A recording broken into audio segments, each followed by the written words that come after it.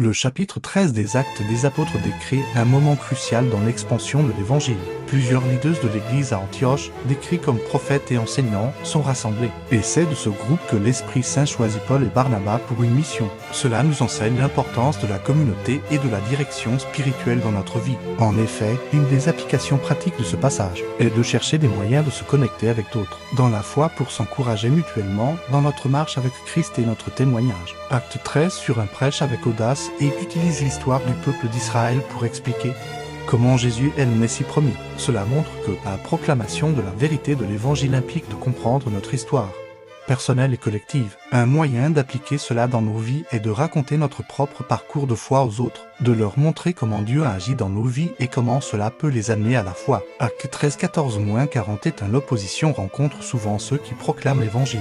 Comme Paul et Barnabas l'ont vécu en étant rejetés par certains juifs. Cela enseigne que la foi chrétienne peut entraîner des défis et même des persécutions. La leçon ici est que la persévérance est essentielle. Dans nos vies, nous pouvons faire face à de l'opposition. Il est important de rester ferme dans notre foi tout en répondant avec amour. Acte 13 sur 42 chapitre souligne également la joie des païens qui acceptent le message du salut. Cela nous rappelle que la bonne nouvelle de Jésus est pour tous, indépendamment de leur passé ou origine. En partageant cette bonne nouvelle autour de nous, nous contribuons à semer la joie et l'espoir dans les cœurs de ceux qui nous entourent. Une application serait d'initier des conversations sur la foi, même avec ceux qui peuvent sembler reposés ou indifférents. Acte 13 sur 48, ce passage enseigne l'importance d'être conduit par l'Esprit Saint. Ses serviteurs ont jeûné et prié avant d'entreprendre leur mission. Cela souligne la nécessité de rechercher la direction de Dieu par la prière pour nos propres vies et décisions. On peut se demander dans la prière chaque jour, « Seigneur, quel est ton plan pour moi aujourd'hui ?»